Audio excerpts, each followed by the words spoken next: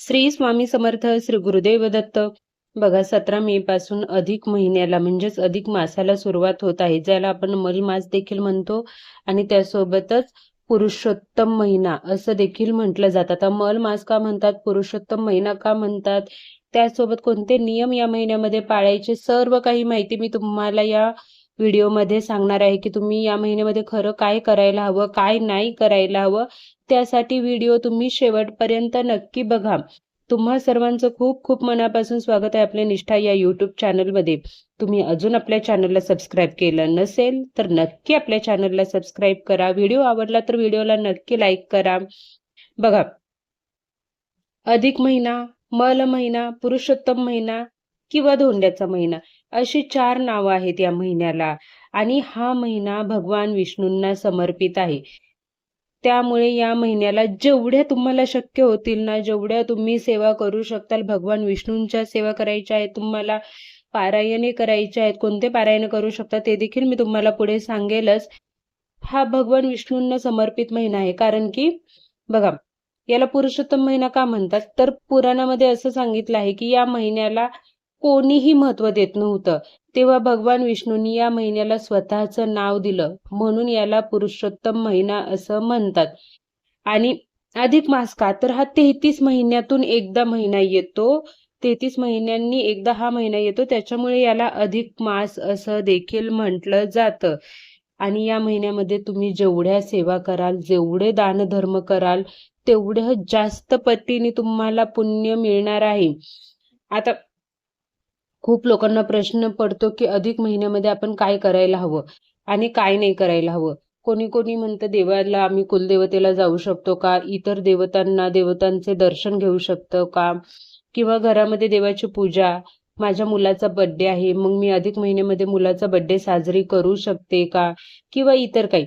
तर बघा, अधिक महिन्यामध्ये तुम्ही तुमच्या दिनचर्येमध्ये जेवढं काही येतं ना, तेवढं सर्व तुम्ही करू शकता. त्याला कुठलाही नियम नाही आहे की तुम्ही ते करायचं नाही किंवा काय. हां, अधिक महिन्यामध्ये तुम्ही काय नाही करू शकत, तर बघा, तुम्ही लग्नाची तारीख नाही काढायची अधिक महिन्यामध्ये, किंवा तुम्ही मुलाचं बारसं नाही करायचंय, किंवा घराची वास्तुशांती, अशा गोष्टी तुम्हाला अधिक महिन्यामध्ये करायच्या नाही आहेत. तुम्ही बाकीचं तुमचं देवपूजा असू द्या, देवदेव असू द्या, किंवा मग तुमचा मुलांचा वाढदिवस असू द्या, हे सर्व तुम्ही अधिक महिन्यामध्ये करू शकतात. आणि त्यासोबतच तुम्हाला अधिक महिन्यामध्ये काय करायचं आहे, सगळ्यात महत्त्वाचं तुम्हाला दान करायचं आहे. अधिक महिन्यामध्ये 33 दान करण्याला खूप जास्त महत्त्व आहे. पण आता प्रत्येकाचीच कॅपॅसिटी असते असं नाही आहे. पण तुम्ही तुमच्या कॅपॅसिटीनुसार जेवढं शक्य होईल तेवढं तुम्ही दान करायचं आहे. आणि इतर तुमच्याच्याने काही दान करणं होत नसेल ना, तर ठीक आहे, तुम्ही अन्नदानच करा. रोज तुमच्याकडे कोणी आलंच, तुमच्याकडे पाहुणे आले किंवा आजूबाजूचे कोणी आले, तुम्ही त्यांना थोडंसं काहीतरी खायला घातल्याशिवाय घरातून जाऊ देऊ नका. तुमचे रिलेटिव्ह असू द्या, कोणीही असू द्या, किंवा रस्त्याने कधी कधी आपल्याकडे कोणीतरी येतं की त्यांना भूक लागली आहे, त्यांना काहीतरी हवं असतं, तुम्ही त्यांना काहीतरी मदत करू शकता. किंवा मग पशु पक्ष्यांना देखील तुम्ही अन्नदान देऊ शकता. आणि त्याचसोबत तुम्ही काय करायचं आहे, तर या महिन्यामध्ये ना तुम्हाला सेवा करायच्या आहेत, भगवान विष्णूंचे तर करायचेच आहे, त्यासोबतच तुम्हाला गुरुचरित्र पारायण होत असेल, स्वामी चरित्र पारायण, दुर्गा सप्तशती, नवनाथ ग्रंथाचं पारायण, तुम्हाला जे काही शक्य होईल ना, ते तुम्ही या महिन्यामध्ये सेवा करायच्या आहेत. या महिन्यात मांसाहार अजिबात करायचा नाही आहे. आता घरातले ऐकत नसतील तर त्यांना आपण कोणालाच जास्त दम देऊन किंवा कोणावरही जबरदस्ती करून आपण त्यांना मांसाहार करण्यापासून अडवू शकत नाही. पण काही कारणामुळे ते ऐकतच नसतील तर ठीक आहे, त्यांना करू द्या. तुम्ही फक्त मांसाहार करू नका. हां, पण घरामध्ये गुरुचरित्र किंवा नवनाथ ग्रंथाचं पारायण होणार असेल तर अजिबात घरामध्ये मांसाहार आणि मद्यपान झाला नाही पाहिजे. याची काळजी तुम्हाला घ्यायची आहे. आणि त्यासोबतच ना, अधिक महिन्यामध्ये उपवास देखील करणं खूप महत्त्वाचं मानलं जातं.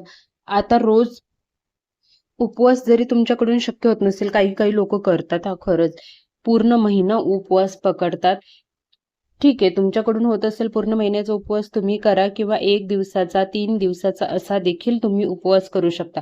याच्यामध्ये तुम्हाला काय करायचं आहे, एक टाईम जेवण करूनही तुम्ही उपवास करू शकता. पण जेवण 6:30 नंतर करायचं आहे.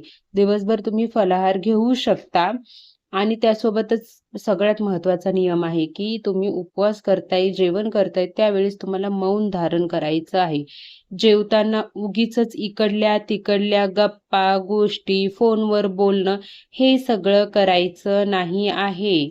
कारण जेवताना आपण जे काही बोलतो, जे काही आपले आचार-विचार आहेत, ते जेवणासोबत आपल्यामध्ये जात असतात. त्याच्यामुळे शांत राहायचं आणि शांत राहून जेवण करायचं आहे. अजिबात कोणाची निंदा, नालस्ती करायची नाही किंवा कोणाबद्दलही चांगलं असू द्या, वाईट असू द्या, काहीच बोलायचं नाहीये. फक्त जेवताना जेवणावरती लक्ष ठेवायचं आहे आणि परमेश्वराचे आभार मानायचे आहेत.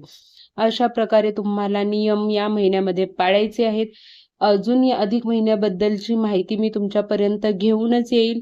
तोपर्यंत आपल्या चॅनलला नक्की सबस्क्राईब करून ठेवा आणि व्हिडिओ आवडला असेल तर व्हिडिओला लाईक करा. श्री स्वामी समर्थ. श्री गुरुदेव दत्त.